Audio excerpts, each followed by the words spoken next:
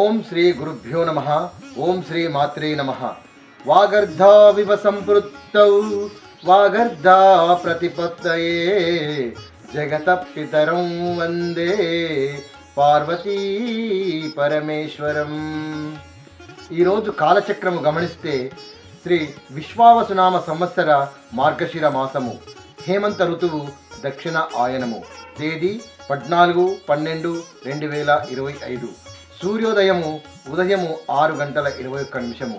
సూర్యాస్తమయము సాయంత్రము 5:27. బహుళపక్షమి, తిథి బహుళ దశమి, భానువాసరే అంటే ఆదివారము.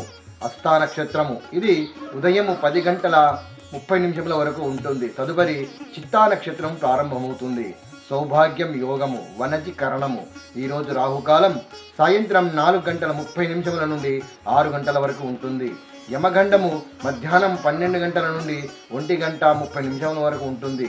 దుర్ముహూర్తము సాయంత్రం 4:25 నుండి 5:13 వరకు ఉంటుంది.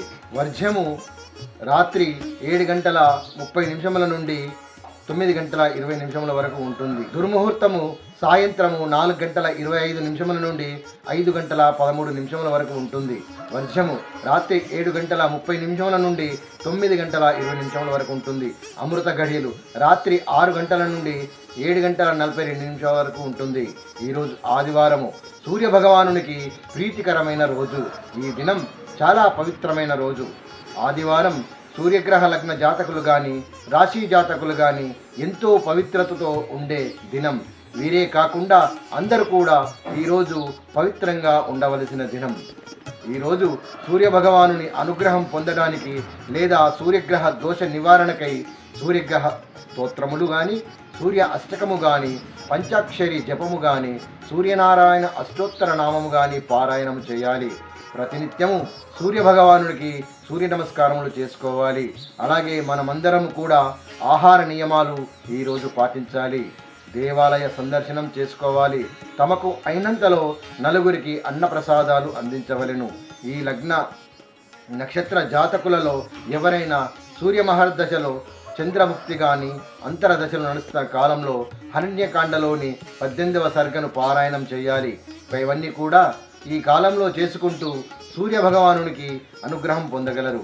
దశమి ఆదివారము, హస్తా నక్షత్రము ఇది అన్నప్రాసనము, ఊయల, సీమంతము, అద్దె ఇల్లు మారుటకు అనుకూలము. చిత్తా నక్షత్రము వ్యాపారము, వాహన ప్రాప్తము, పెళ్లి చూపులు ఇలాంటివి చిన్న చిన్న కార్యక్రమాలకు అనుకూలము. ఇప్పుడు శుక్రమూఢము నడుస్తున్నప్పటికీ ఇలా కొన్ని కార్యక్రమాలకు శాస్త్రము అనుకూలంగా ఉంటుందని శాస్త్రవచనము. ఈరోజు హస్తా నక్షత్రము ఇది చంద్ర భగవానుడికి చెందినది. హస్తా నక్షత్రంలో పుట్టిన జాతకులు పఠించవలసిన విష్ణు సహస్ర నామములు: 1వ పాదం వారు 49వ నామము, 2వ పాదం వారు 50వ నామము, 3వ పాదం వారు 51వ నామము, 4వ పాదం వారు 52వ నామమును పారాయణ చేస్తూ ఆ భువన మోహనుడైన శ్రీమన్నారాయణుని అనుగ్రహానికి పాత్రులు కాగలరు. ఏది చేసినా ఏ ఫలితం ఆశించక గుప్తంగా చేసుకుంటే చక్కటి ఫలితాలను పొందవచ్చు.